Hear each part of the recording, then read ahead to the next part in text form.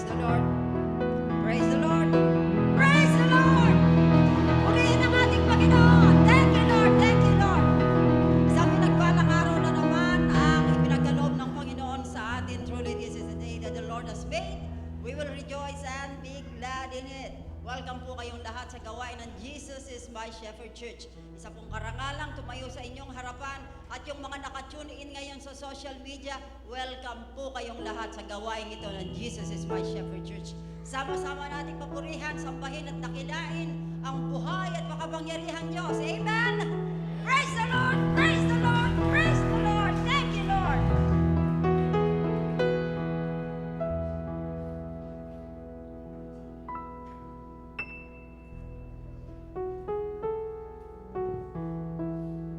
Amen. Isa po muli magandang umaga sa ating lahat at purihin po natin ang ating dakilang Diyos. At samahan po ako makipagbasa sa ating banal na salita sa aklat po ng 2 Corinthians chapter 3 verse 14 hanggang 18. O sige po, sabayan niyo na lang po ako.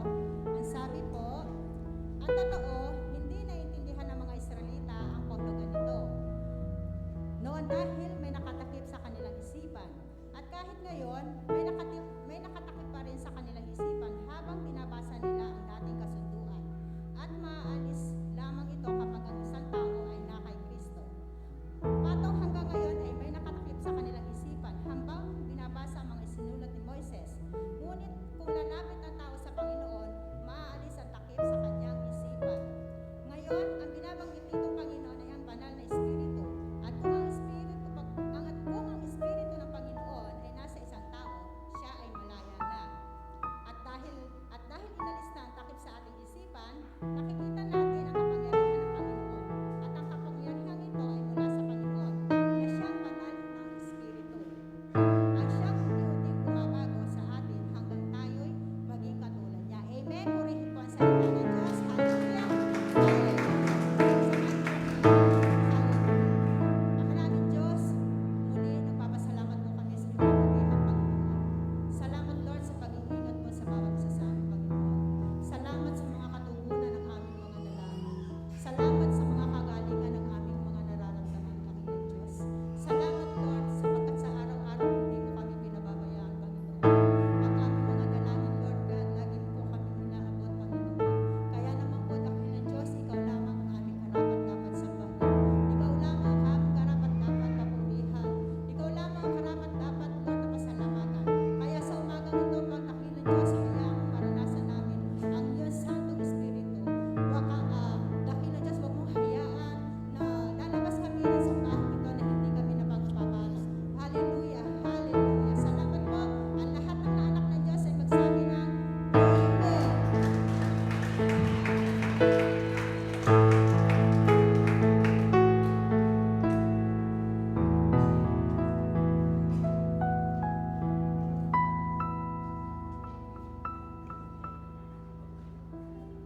Isang mapagpalang umaga po sa lahat.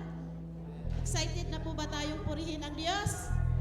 Pumalakpak nga po tayo sa Panginoon kung tayo excited na. It's another Sunday po na kung saan sama-sama nating purihin po ang Panginoon sa kanyang ginawa sa atin.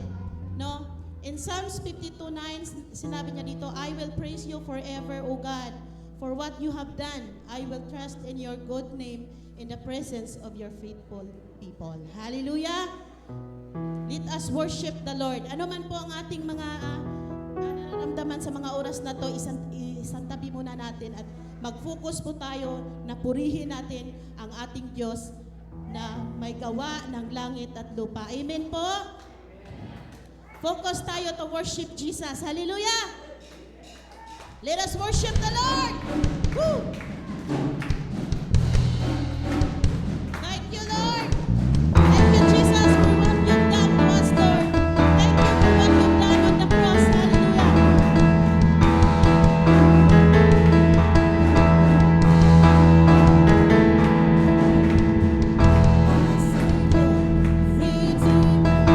Lifted me from the mighty clay, Almighty, forever.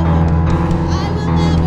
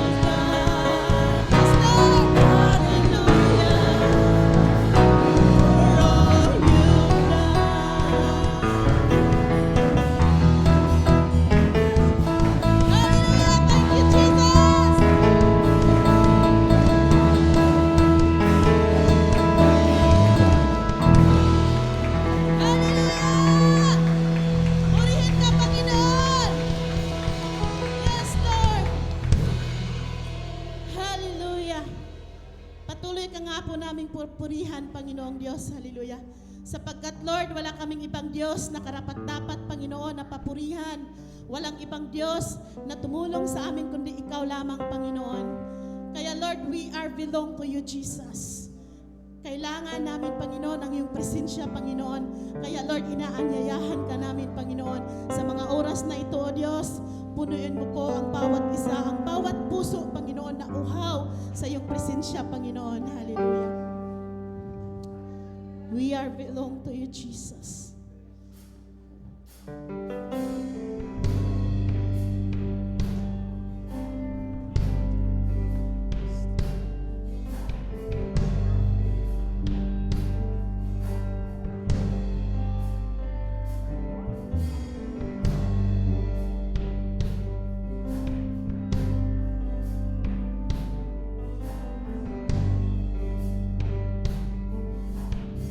Here I stand. Here I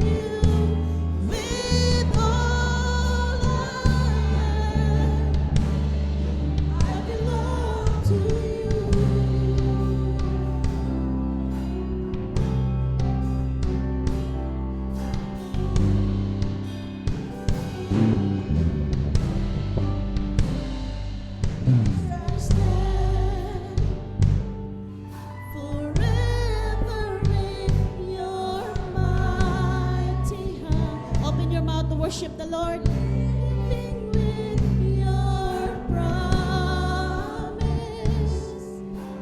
written on my heart. I am yours, Lord. I am yours. Surrendered wholly to you.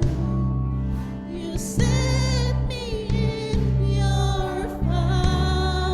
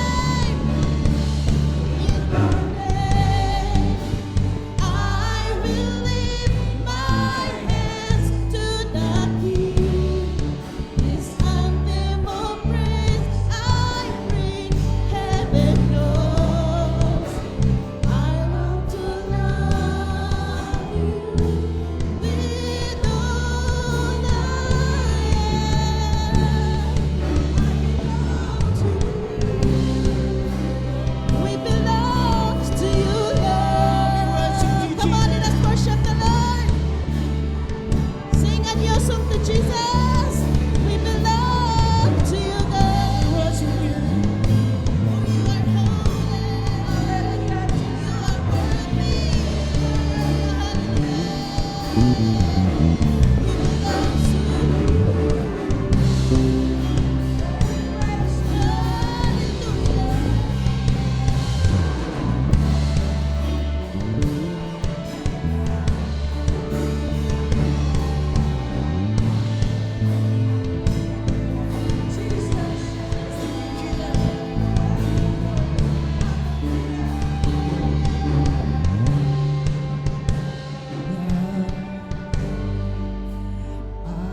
belong to you. All I need. Open your mouth. Your spirit, your word, your truth. Hear my cry. Give your best to the Lord. My desire to know you more. In your name, I will lift my hands to the King. This anthem of praise I bring, heaven knows. I long to love you with all I am. In your name, I belong to you. All I need, your spirit, your word, your truth. Hear my cry. I deep desire to know you more. In your name, I will lift my hands to the King. Anthem of praise I bring, heaven knows. I long to love you, to know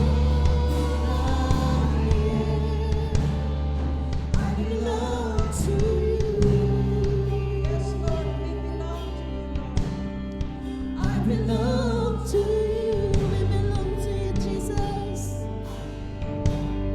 I belong to you. Hallelujah. I belong to you.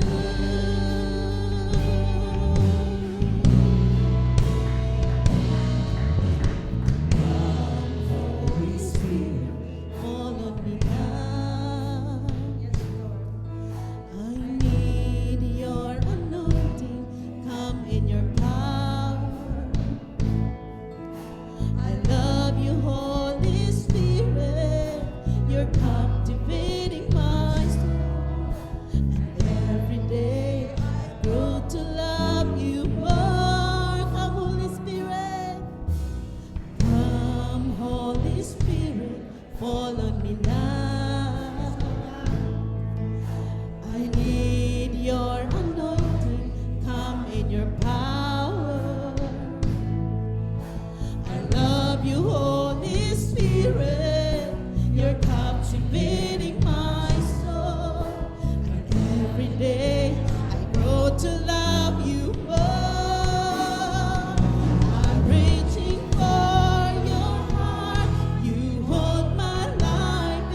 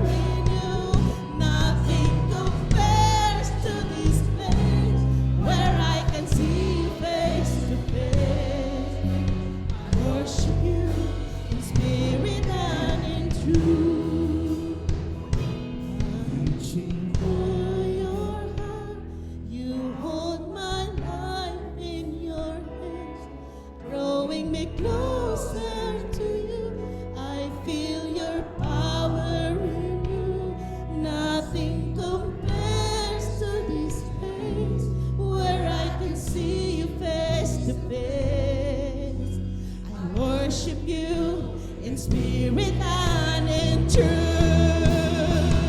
I'm reaching for your heart. You hold my life in your hands, drawing me closer to you. I feel your power in you. Nothing compares to this place where I can see you face to face. I worship you in spirit and in truth. I worship you. I worship you in spirit and in truth. I worship you. I worship you in spirit and in truth.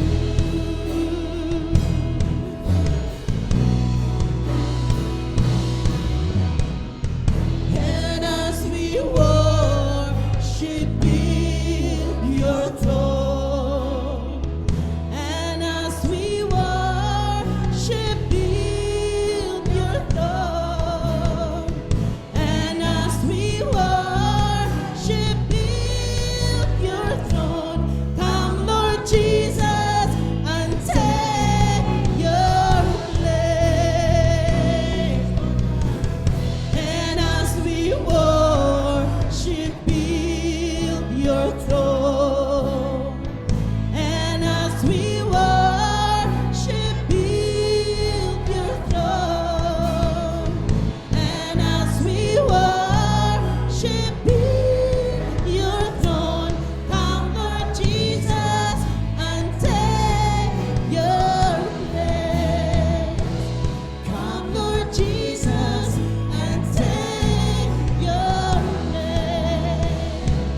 Come, Lord Jesus, and take your place.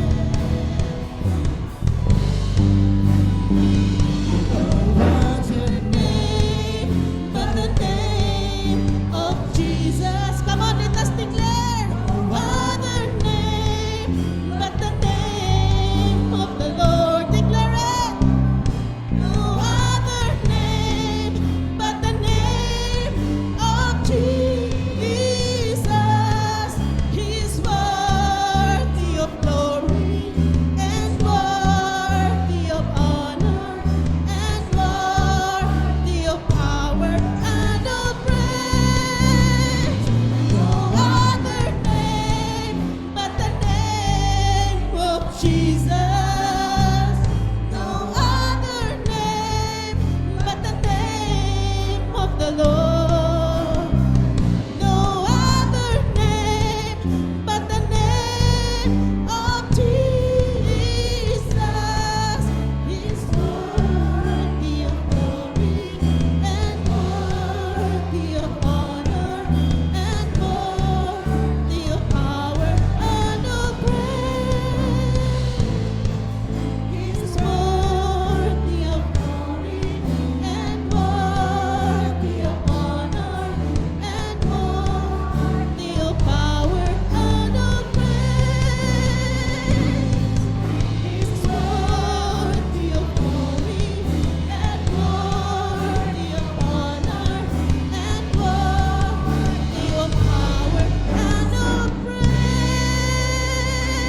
Amen. Hallelujah. Oh, we honor you, Lord. We praise you. Glorify your name. Hallelujah. Hallelujah. Hallelujah. Sige po, palakpakan natin ang Panginoon. Thank you, Lord. Thank you, Lord. Purihin kayo, aming Diyos. Wala kayong katulad. Sinasamba ka namin, dinadakila ka namin sa inyong kalwalhatian at karangyaan. Napakabuti po ninyo. Napakarangyaan ang pag-ibig mo sa amin, kamangha-mangha. Wala itong kabantay. Walang kayaman ang maaaring isukat sa pag-ibig mo sa amin. Kaya naman nararapat ka namin, parangalan namin, Diyos. Nagpapasalamat kami. Sa karangalang itong ibinibigay mo sa amin, nawari ka naming sambahin sa Espiritu at katotohanan. You are here, Lord, in our midst, and we welcome your mighty presence, Holy Spirit. You are welcome, Lord. This is your church, and we are your children. Thank you, Lord, for this wonderful privilege All the glory, praises, and honor we give back to you alone, none other, O Lord. In Jesus' name, in Jesus' name, in Jesus' name. All of God's children will say, Amen, amen, and amen. Thank you, Lord. Thank you, Lord.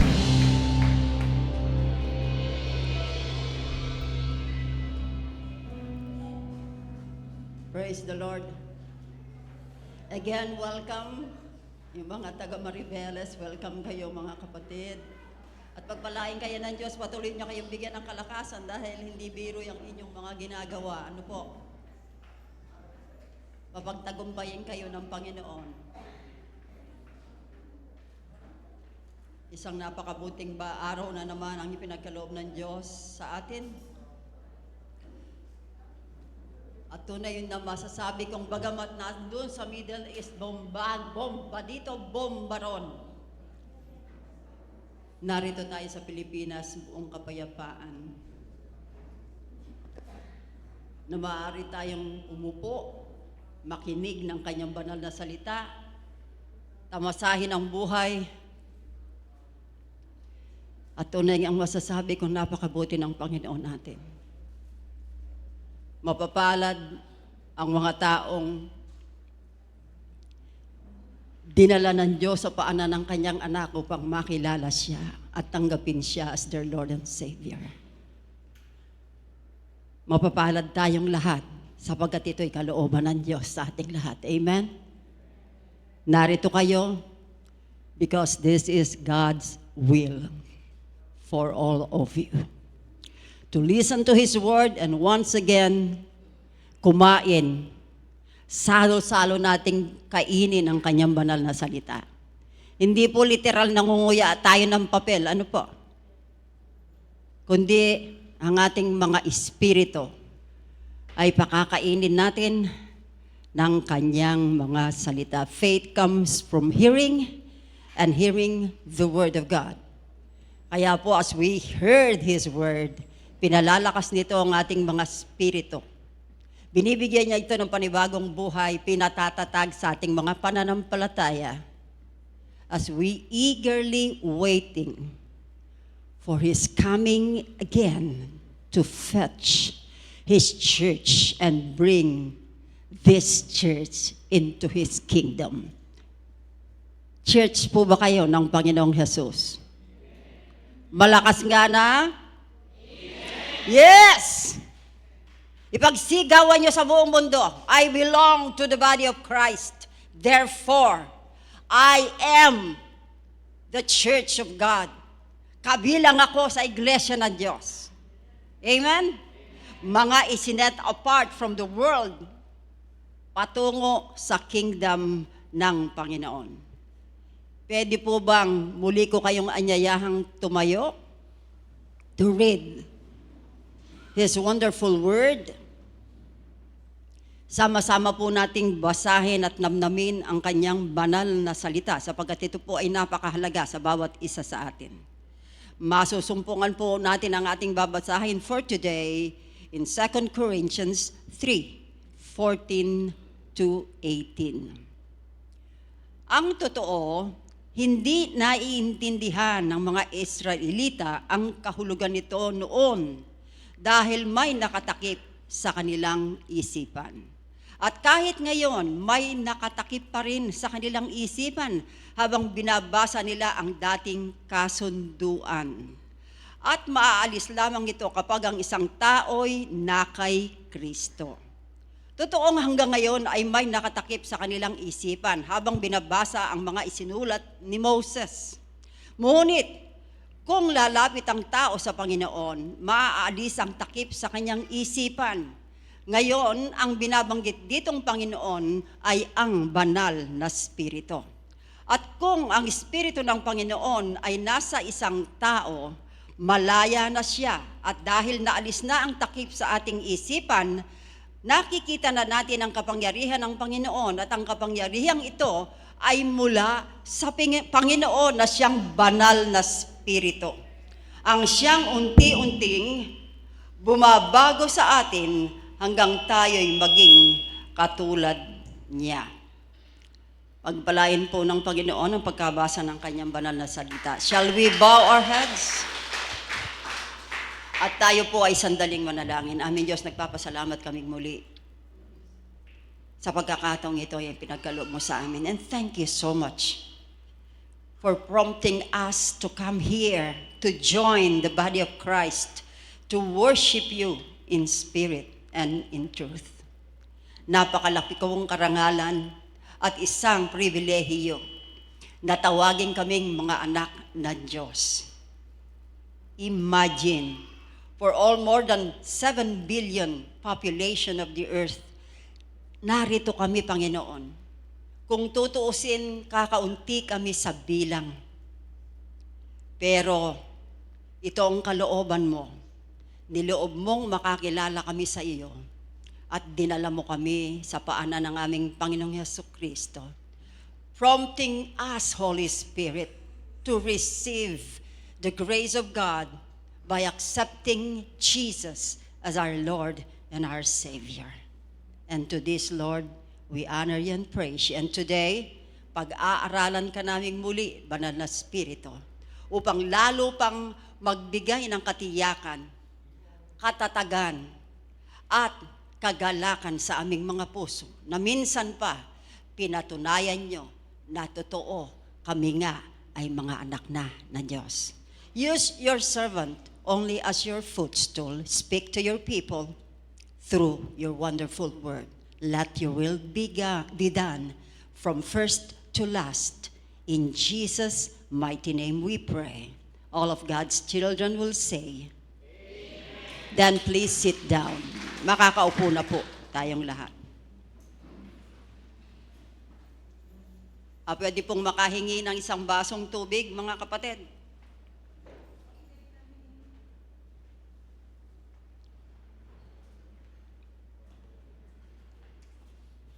Okay po. Ipinahayag ng buong kasulatan na ang banal na espiritu ay pinahayag bilang persona man na may sariling katangian.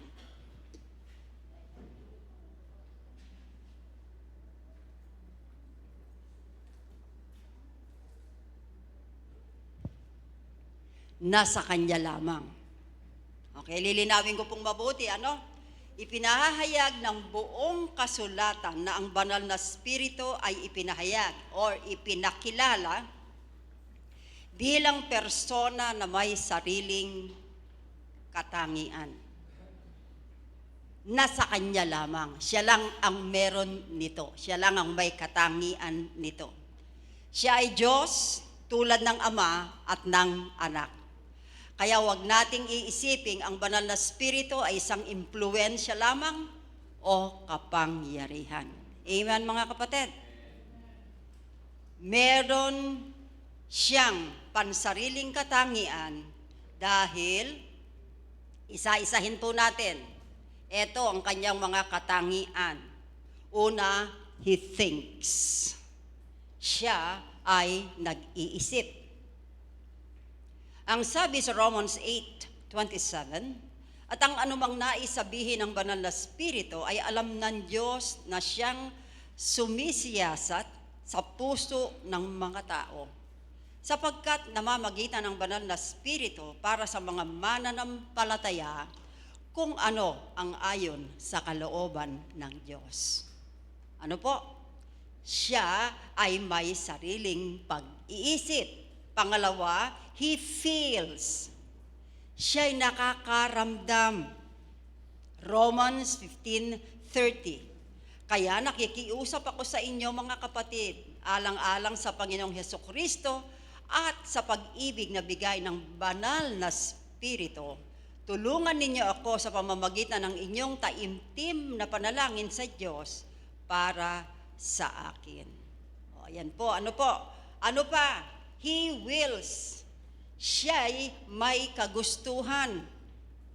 1 Corinthians 12:11. Ngunit iisang espiritu lang ang nagbigay ng lahat ng ito at ipinamamahagi niya sa bawat tao ayon sa kanyang kagustuhan. Uulitin ko ha, ngunit iisang espiritu lang ang nagbibigay ng lahat ng ito. Ipinamamahagi niya sa bawat tao ayon sa kanyang kagustuhan. Kilalang kilala po niya tayo. Alam niya ang ating kalakasan at alam din niya ang ating mga kahinaan. Kaya po yung mga giftings na yan, yung mga katangiang yan, gagamitin niya po iyan para sa kanyang kalooban. Ano po? Kung meron kang matatag na tinig, meron kang malakas ang loob, meron kang lakas ng loob, gagamitin niya po iyan. Kung meron kang magandang tinig at meron kang, katatagan, gagamitin niya po iyan.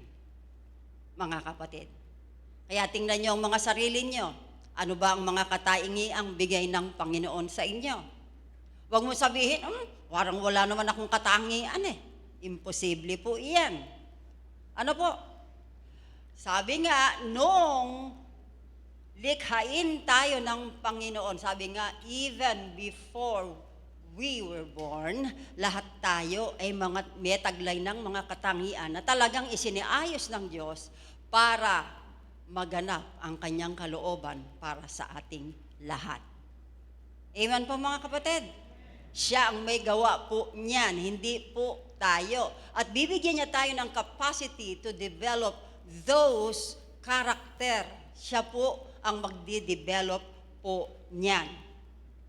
And He has the capacity to love and to enjoy fellowship.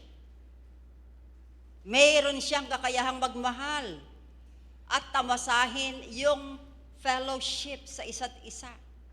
Alam niyo po ba kapag pinuri niyo ang Diyos ng buong puso niyo, mararamdaman niyo yung haplos na napakalamig sa inyong puso. O yung mainit na mga kamay na kapag itinaas mo, nagpupuri ka sa Diyos, damang-dama mo ang init sapagkat ang banal na spirito ang kumikilos niyan, mga kapatid. At yung desire na habang umaawit ka, tumutulo yung luha mo bilang pasasalamat sa kanyang kabutihan. Gawa po lahat ng banal na spirito yan, kaya hindi po tayong pwedeng magsabi, malakas ako sa pananampalataya ko, kasi ganyan, kasi ganon. Hindi po. Binigay po ng Holy Spirit yan sa atin upang mapuri natin ang Panginoon ayon sa kanyang kalooban. He was sent by the Father to bring believers into the intimate presence and fellowship of Jesus. It is because of Jesus Christ, kaya ipinadala ang banal na Espiritu sa atin. Ang kanyang gawain, ang kanyang ministry is to glorify Jesus in our lives. Upang lalo nating ma-appreciate ang presensya ng Panginoong Hesus sa buhay natin kung gaano tayo kapapalad. Ano po? From the moment na nagpakilala ang Panginoon sa atin through His Word, noong magbigay siya ng conviction sa atin as we listen to His Word, dumating ang conviction at hinimok tayong tanggapin si Jesus as our Lord and Savior, the Holy Spirit na ang nagmumove sa atin. Kaya nga ang kaligtasan natin, hindi natin kagagawan. Kalooban ng Diyos through the Holy Spirit. The moment na marinig mo ang salita ng Diyos at kumilos siya sa ayaw mo at sa gusto mo, isusuko mo ang buhay mo sa Kanya. Yan po ang ginagawa ng banal na Espiritu. Sabi sa John 16 to 18, John 14, 16 to 18, at hihilingin ko sa Ama na bigyan niya kayo ng isang tagatulong na sa inyo magpakailanman. Ito yung sinasabi, siya ang banal na Espiritu na tagapagturo ng katotohanan. Hindi siya matanggap ng mga taong makamundo dahil hindi siya nakikita o nakikilala ng mga ito. At totoo naman po, kapag ang ating espiritu ay patay, wala tayong maiintindihang mga bagay na spiritual, patay eh. Kumbaga, tinan niyo yung patay. Nakakita na ba kayo ng ini-embalm na tao? Ako po nakakita na harap-harapan. Napakasakit. Dahil yung pinsan ko mismo nung malunod, si Nelson, yung anak ni Dang Meren, harap-harapan talaga. Alam niyo po ba yung napakalaking ganyan na tubo na may butas sa ano? Tusok dito, tusok doon. Alam mo kinukuha? Dugo. Walang pakiramdam ang bata, patay na eh. Ganyan po ang ating mga espiritu kung walang banal na espiritu. We are dead. At hindi iyan makatanggap ng mga bagay na spiritual. Ano yung mga bagay na spiritual? Salita ng Diyos. Kaya nga sinasabi, faith comes from hearing and hearing the word of God because they are spirit. At nadidiscern lamang po ito sa pamamagitan din ng banal na spirito. Kaya ang kailangan, sabi nga, unless a man be born again, he cannot see or enter the kingdom of God. Kailangan ka munang maipanganak sa Espiritu upang makapasok ka sa kalooban ng Diyos. Upang mapagharian ka niya, upang maintindihan mo ang mga bagay na spiritual, which is His Word. Kailangan bukas yan, buhay yan. And once na ang Espiritu mo'y nabuhay na, yung salitang darating sa iyo, kikilos ang banal na Espiritu, then, ayun na. Magre-response na ang yung Espiritu sa banal na Espiritu. Kaya nga ang kaligtasan, it is not by good works or anything you have done.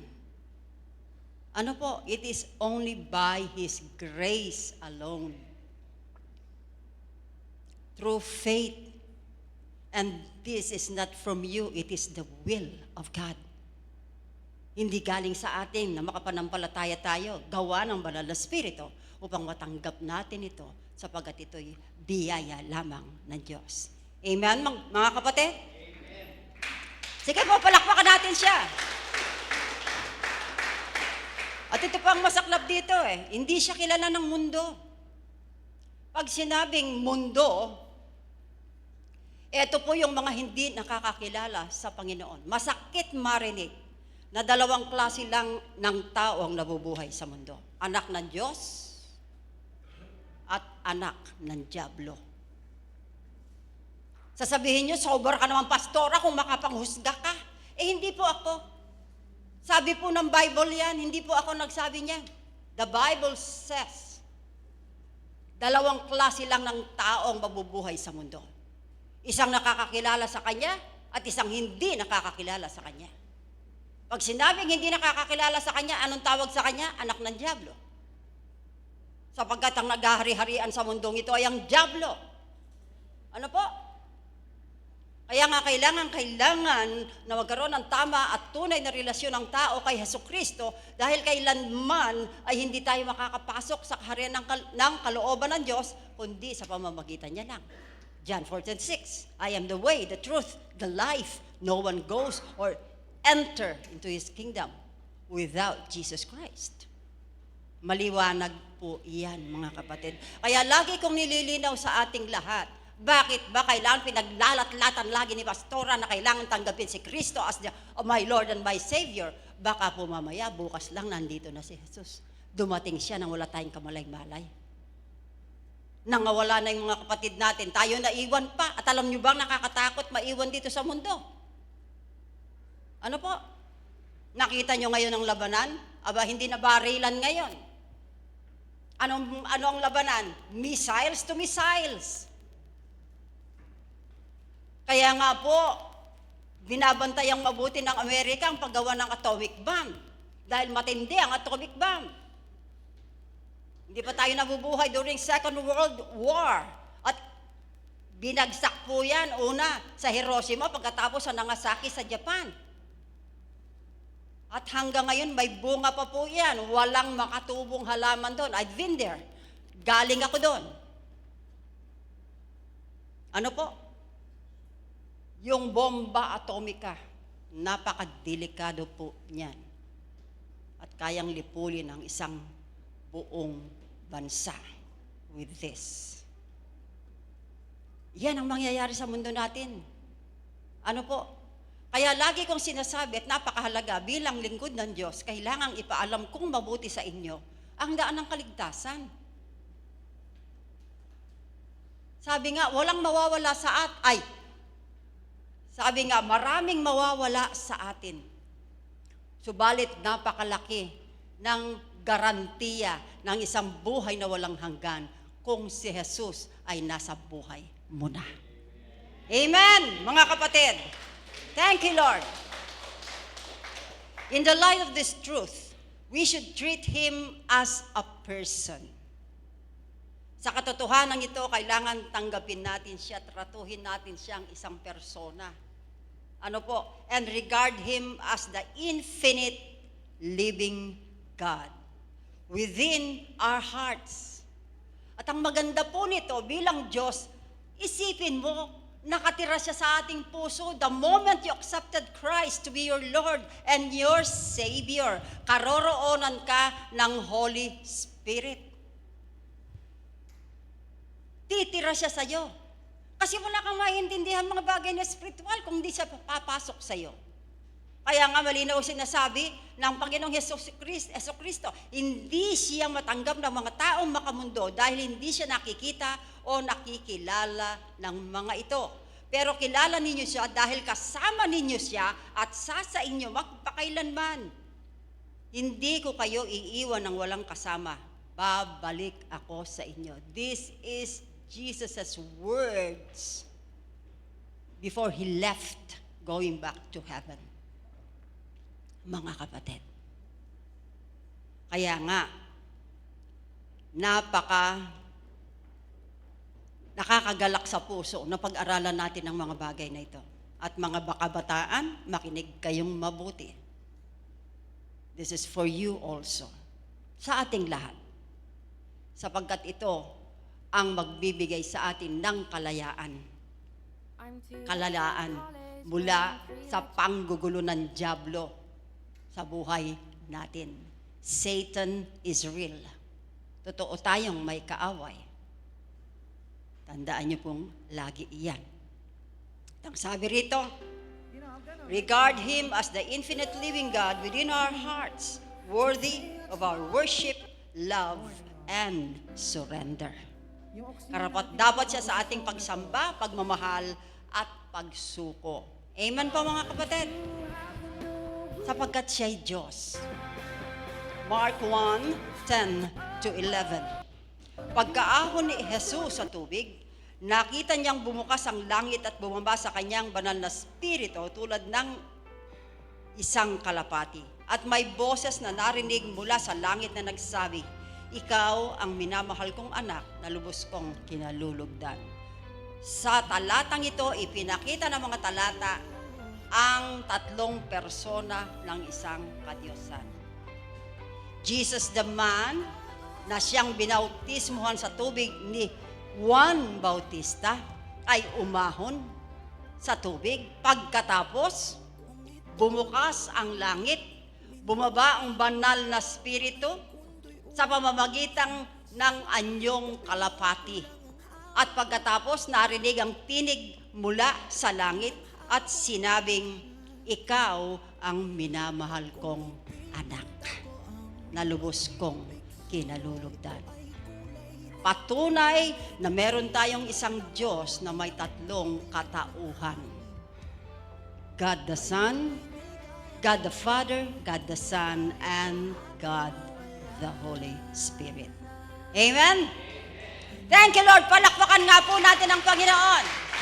Thank you, Lord. Thank you, Lord. Saan man kayong lupalop ng mundo, kahit nandun pa kayo sa Iceland, ano po, huwag niyong kalilimutan yan. Kahit nasan kayo, tuntong kayo ng Panginoon. Kahit sabihin mo, paano doon sa Mars? Tandaan mo, yung planetang Mars, yung lumikha niyan. Wala kang lusot. Kahit saan, matutuntun ka. Ang pinakamabuting bagay, ilagay mo si Jesus sa puso mo para panatag ka. Amen po, mga kapatid. Our topic, ngayon pa lang tayo. Our topic, the Holy Spirit as a deposit. Nung nakaraang linggo, the Holy Spirit as a seal. Isang selyo.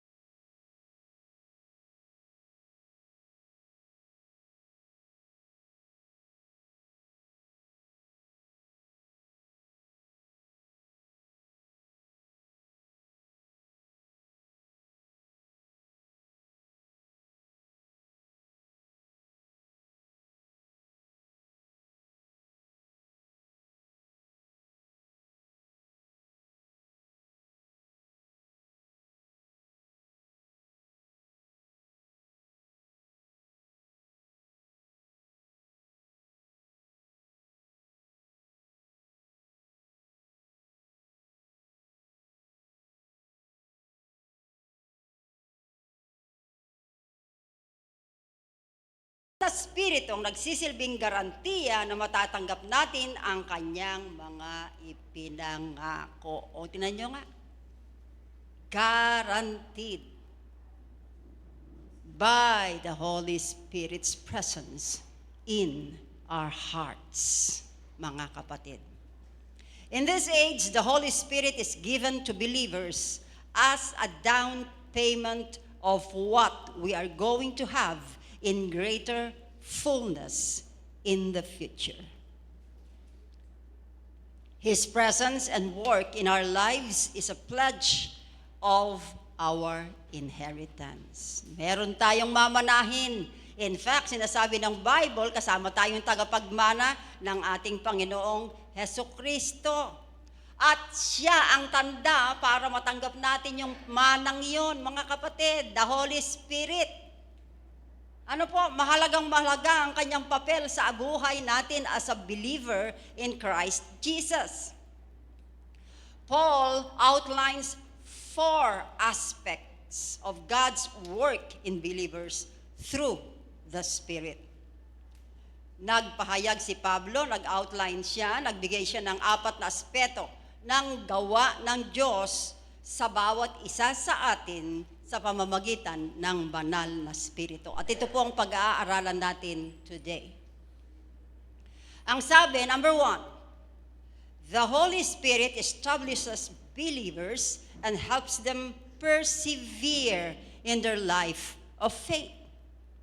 The Holy Spirit establishes believers and helps them persevere in their life of faith. Ang banal na Espiritu ang nagpapanatili sa atin at tinutulungan tayong magtiyaga. Ano po? Magtiyaga sa ating buhay pananampalataya. Malinaw po, mga kapatid. Siya ang tumutulong sa atin para magtiyaga tayo. Kaya nga talagang hindi tayo pwedeng magmalaki na outstanding ka, na ganito ka. Ang banal na Espiritu po ang katuwang natin at tumutulong sa atin so we can do the will of God in our lives, mga kapatid. Kaya nga ministry niya He glorified Jesus in our lives hanggang sa maabot na natin yung Christ-likeness. Iyan po. Yung pinakabuod ng ating kaligtasan na maging kawangis tayo ng ating Panginoong Hesukristo. O biruin nyo yun? Maging kawangis tayo ng anak ng Diyos, ang Panginoong Hesukristo. 1 Peter 1:5 ang sabi, at sa pamamagitan ng pananampalataya ninyo, iniingatan kayo ng kapangyarihan ng Diyos habang naghihintay kayo ng kaligtasang nakalaang ihayag sa huling panahon. Uulitin ko At sa pamamagitan ng pananampalataya ninyo, iniingatan kayo ng kapangyarihan ng Diyos, take note, habang naghihintay kayo ng kaligtasang nakalaang ihayag sa huling panahon. Tatanungin nyo, bakit hindi pa ba ako ligtas? Ligtas na tayo, mga kapatid. Pero yung full revelation ng ating kaligtasan, hindi pa nangyayari yan. Kailan mangyayari yan? Sa pagsundo sa atin ng Panginoong Hesukristo. Kasi babaguhin tayo in a twinkling of an eye. Ano po? Hindi ilang minuto, hindi ilang oras, kundi isang kisap mata, babaguhin tayo. Bibigyan tayo ng isang glorified body. Dahil itataas tayo eh. Walang makakapasok sa pinto sa langit ng laman at dugo, na may laman at dugo. Wala po. Glorified body. At kung sa panahon na dumating si Jesus at sunduin ang kanyang iglesia at nawala ka rito, doon pa lang malalaman ng mga sinisharean mo, nakaopisina mo, kamag-anak mo, kapitbahay mo, kaklase mo, o kung sino-sino pang taong sinisharean mo, totoo pala yung sinasabi. Doon pa lang, magkakaroon ng kabuluhan yung mga pinangangaral natin. Natotoo pala talagang susunduin pala ang mga anak ng Diyos at aalisin sa mundong ito. Doon pa lang po mangyayari yon. Na yung kamag-anak mo walang ginawa kundi tuligsain ka. Siya lang at kasya siya ang hindi sumama sa amin, samantalang yung mga kanununuan namin mula nang pinanganak kami, ganito kami, ganyan kami. Ngayon, nag-iba siya ng paniniwala. Aba kapatid, kung mapapahama ko naman, ba't hindi ka mag-iba ng paniwala? Kaluluwa mo yan. At walang ibang sasagot niyan, kundi ikaw mismo. Ano po? Choices natin yan. Iginagalang na Diyos ang ating mga pagpili. Binigyan niya tayo ng freedom upang magpasya kung magpapaligtas ba tayo o hindi. Nasa sa inyo yan. Abay, saan nyo gustong maggugugulin ng inyong eternity? Kailangan malinaw na malinaw sa isip natin yan. Sa piling ba ng Diyos? O sa piling ni Satanas? Ano po? Sasabihin niyo, bakit ba natin pinag-aaralan ito? Talagang dapat nating pag-aralan, especially this time nangyayari na yung huling prophecy na sinasabi sa Bible, na ang sabi, and the word of God, the gospel of the Lord Jesus Christ, will be preached all over the world, and the end will come. Tignan niyo. Yung mga bali-balita, yung mga dating hindi naniniwala kay Hesukristo, and even the Jews today, nananampalataya na sila na si Jesus ang Mesiyas. Ano ibig sabihin ng Mesiyas? He is the Christ. He is the chosen one. He is the Savior of the world. Siya lang at wala nang iba pa ang natatanging tagapagligtas. Na siyang umako ng kabayaran ng ating kasalanan dun sa krus ng Kalbaryo. Hindi si Muhammad ang napako. Hindi ang mga dinodiyos ng kung sino-sino. Walang ibang Diyos. Isa lang ang Diyos natin. Amen? Walang ibang Diyos, mga kapatid. And how many times niyang pinatunayan yan? Siya lang ang nag-iisang Diyos at wala nang iba pa. And He spoke, and everything came to being. Kaya nga lagi ko sinasabi, I encourage you to read the Word of God, memorize it, upang sa sandali ng pangangailangan ninyo, and as you pray, banggitin nyo ang salita ng Diyos sapagkat ito'y makapangyarihan. Lalong-lalo na kung kailangan nyo ng healing. Sabihin nyo, by your stripes, I am healed, Lord Jesus, as you said in your word. You are the God who heals me. Believe, and it shall be done for you. through your word. Sinabi ko na nga nung nakaraan, life and death are in the power of our tongues. Makapangyarihan ang salita. Isagawa po natin upang tayo po ay makinabang dito, mga kapatid. Ano pa? Number 2, the Spirit anoints believers in order to give them power to witness, to continue the ministry of Christ, and to know the truth. The Spirit anoints believers in order to give them power to witness, to continue the ministry of Christ, and to know the truth. 1 John 2:20 ang sabi, ngunit ipinagkaloob sa inyo ang banal na Espiritu, kaya alam ninyong lahat ang katotohanan. Ang banal na Espiritu ang nagbibigay ng kapangyarihan at kakayahan sa ating ipahayag ang salita ng Diyos. Kaya nga tayo nakapag-share ng gospel. Are you doing this? We are sharing. At nagagawa nating talikuran yung dati nating kasalanan. Kaya nga sinasabi ko, kung dati mananaya ka ng wedding, tumataya sa kung ano-ano, ay kung makatangga ng alak, eh ganun na lang, ginagawang tubig. Yung 4 kantos. Ngayon, iba ka na. Kung yung mura, mulat ulot hanggang talampakan, wala kang ginawa, kundi puro mura, wala ka nasabi, kundi mura bago nasabi yung gusto mong sabihin. Papalitang lahat yan. Kaya nga sabi, if anyone is in Christ, he is a new creation. All things has gone, new things has come. Bago na tayong lahat dahil sa kapangyarihan ng banal na Espiritong ipinagkaloob sa atin, mga kapatid. Hindi sa kakayahan natin, ha? Kakayahan ng Diyos sa buhay nating lahat, mga kapatid. Ano pa? Number 3, the Spirit is the official seal of God's ownership, making believers as His own property and producing godly character within their human personalities. Uulitin ko, the Spirit is the official seal of God's ownership, making believers as His own property and producing godly character within their human personalities. Napakahalaga po ng selyo, mga kapatid. Yung mga nagbabiyahe sa abroad, kailangan yung selyong yan. Galing sa embassy natin, kung sila ay nasa abroad o kung papalabas pa lang sila ng Pilipinas.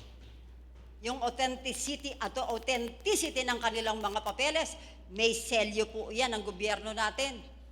At nung unang panahon, yung mga hari ng araw, meron silang pantatak. Ano po? At ito po ang halimbawang ibinibigay sa atin ngayon, na siya ang official seal. Siya ang selyo na sinasabing tayo'y pag-aari na ng Diyos. Kaya yung mga sarili natin yan, hindi natin pag-aari yan. Kaya hindi natin pwedeng perwisyuhin yan, sirain yan, wala tayong karapatan. Bakit? Unang-una sa lahat, iniligtas ng Diyos yan. Pangalawa, templo tayo ng banal na Espiritu, kaya wala tayong karapatang sirain ang tirahan ng banal na Espiritu. Kaya nga po, hindi na tayo makapagmura. Hindi na natin magawang abusuhin ang ating sarili, iinom, pagpupuyat, kung ano-ano po pinaggagawa natin sa sarili natin. Kasi una nga sa lahat, hindi na natin pag-aari ang sarili natin, pag-aari na tayo ng Diyos. At kapag sumusunod tayo sa kalooban ng Diyos, kinikilala nating pag-aari na tayo ng Diyos. Iniingatan natin ang templo ng banal na Espiritu. Remember, you are the temple of the Holy Spirit. Sinasabi po yan sa kasulatan, hindi ako nagsabi niyan. Siya na ang nabubuhay sa atin, mga kapatid. Kaya nga nagagawa na nating sumunod at nagpo-produce ito ng godly character sa bawat isa sa atin. Yung dating tayo, hindi na tayo dati. Napalitan na yung mga pangalan natin. Ano po? Kaya pag-isipan nating mabuti ito, lalo na kayo mga kabataan. Kasi napakahalaga. Binigyan kayo ng buhay, tayong lahat binigyan ng buhay. Kaya pakaingatan natin yung pinagkatiwalang buhay na yan dahil sa Diyos yan, hindi sa atin. The moment na na-save ka, kinatakan ka na ng selyo, garantiya na ikaw ay pag-aari na ng Diyos. Kaya nga dadaling ka doon sa piling niya, doon sa kanyang kaharian, in His kingdom. Dahil itong mundong ito, hindi ito atin. We are but passers-by. At sinasabi sa kasulatan, basahin niyo ang Revelation, tutunawin lahat ito, aalis yan at bibigyan. Magbababa ang Panginoon ng bagong langit at bagong lupa. Hindi na po ito. Papalitan lahat ito. Mga kapatid. We will have a new heaven and a new earth. Kaya po pagsubok lahat ang buhay dito sa mundo. At ang laging hinihiling at sinasabi sa atin ang salita ng Diyos, hingin natin ang tulong ng banal na Espiritu dahil siya lang ang makakatulong sa atin. Kaya nga siya ibinigay sa atin. Galatians 5:22, ito po yung mga bunga na kinaroroonan tayo ng Holy Spirit. Ngunit ito ang kambungang makikita sa taong namumuhay sa kapangyarihan ng banal na Espiritu. Una, pag-ibig, kagalakan, kapayapaan, pagtitiis, kabutihan, kagandahang loob, katapatan. Yan po ang mga katangiang yan. Hindi natin yan magagawa without the Holy Spirit. Mga kapatid. Ano pa? The Spirit, number 4, the Spirit is an indwelling deposit that is a guarantee and a first installment to believers that a greater life with Christ will come in the future. Sinasabi, siya ang nakatirang deposito dito sa atin bilang garantiya ng unang installment, ng unang bayad sa mananampalataya, patotoo na isang mas magandang buhay kay Kristo ang darating sa hinaharap. At yan na nga yung pinag-uusapan natin, our future in the kingdom of God. Mga kapatid. 2 Corinthians 5:5, ang Diyos na rin ang siyang naghanda sa atin para tanggapin natin ang bagong katawan. At bilang katiyakan, ibinigay niya sa atin ang kanyang banal na Espiritu. Imagine, ginawang lahat yan ng Panginoon para sa atin. Wala tayong ginawa, mga kapatid. Yung pagtubos, siya lahat ang may kagagawa niyan. Kinubos niya tayong lahat. Dahil kung tayo lang, tao tayo eh. We have a carnal mind. Hindi tayo makapag-isip ng tama. Pero dahil ipinagkaloob ang banal na Espiritu sa atin, siya ang tumutulong sa atin upang bigyan tayo ng bagong katawan bilang katiyakan na nasa atin na ang banal na Espiritu. Maiino nyo po iyan. Makikita nyo po iyan sa buhay ninyo. Laging kayong uhaw na uhaw sa kalooban ng Diyos. Lagi nyong gustong naririnig ang mga pangako ng Diyos. Hinahanap nyo ang fellowship ng mga kapatiran ninyo na kabilang sa kawan ng Diyos. Mga kapatid, tayo, antulad tayo sa mga tupa. Kaya nga kailangan natin ng shepherd. Dahil ang tupang yan, kahit pagod na yan, tira pa rin ng tira. Sige, hanap ng hanap, lakad ng lakad. Hanggang sa mga hulog na sa bangin. Ano po? Walang pag-iisip na tama. Kaya nga kailangan ang pastol. At sinasabi ng salita ng Diyos, my sheep knows my voice and they follow me. Nakikinig sa akin ang aking mga tupa at sumusunod sila sa akin. Palakpakan nga po natin ang Panginoon. Mga kapatid, narito nga tayo ngayon, sama-sama. Pinagbubulay-bulayan natin ang katotohanang narito ang banal na Espiritu. At kailangan natin siya. Kung wala ang banal na Espiritu sa isang tao, hindi siya anak ng Diyos. At hindi natin magagawa ang kalooban ng Diyos kung wala ang banal na Espiritu sa atin. Kaya, anong pakiramdam ninyo? Nararanasan niyo ba ang conviction sa puso niyo? Nararanasan niyo ba ang kauhawan? Nararanasan niyo ba yung naglolong kayo na wagawa ang kalooban niya? Na whenever you pray, nararamdaman niyo ang presensya ng banal na Espiritu. Pag-isipan niyo po itong mabuti. Habang may panahon pa, handang-handa niyang ipahayag ang kanyang kalooban sa bawat isa sa atin at gusto niya tayong tulungan. At totoo naman, without Him, there is no salvation at all. Without Him, hindi natin masusunod ang kalooban ng Diyos.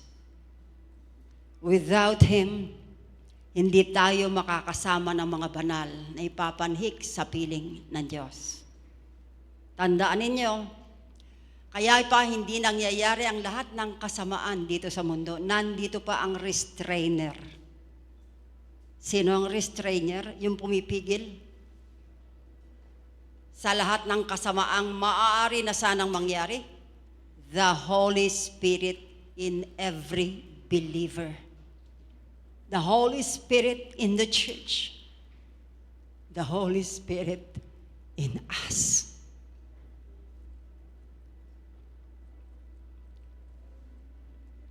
Aming Diyos, nagpapasalamat kami sa iyo. Kasi habang pinag-aaralan namin ito, damang-dama namin ang kabutihan mo. Sa tindi ng pag-ibig mo sa amin, lahat ay ipinagpakasakit ninyo. Mula pa lang, noong ipadala mo ang iyong anak dito sa lupa, ipanganak sa isang hamak na sabsaban. Hanggang siya'y lumaki, hindi niya pinagdaanan ang isang maluwang buhay. Hindi niya naranasan yung masarap na buhay, kundi pawang, kapighatian. Kaya nga po, every time na nagdadanas kami ng mga pagsubok, maaari kami tumawag sa iyo kasi lahat ng maaaring pagdanasan ng tao dito sa mundo ay naranasan mo. Habang naghahanda ka, tinihanda mo yung sariling sundin ang kalooban ng Diyos Ama sa langit. Lahat ng pagpapakasakit ay naranasan. Pero sa kabila noon, hindi mo itinuro ang iyong daliri sa isang makasalanan. kundi buong puso mo silang tiningnan ng may pagmamahal, ng buong pagtanggap. At sinabing, mahal ka ng Panginoon. Salamat sa pagmamahal na yan, aming Diyos. Nagpapasalamat kami. Dahil lalo namin napapatunayan,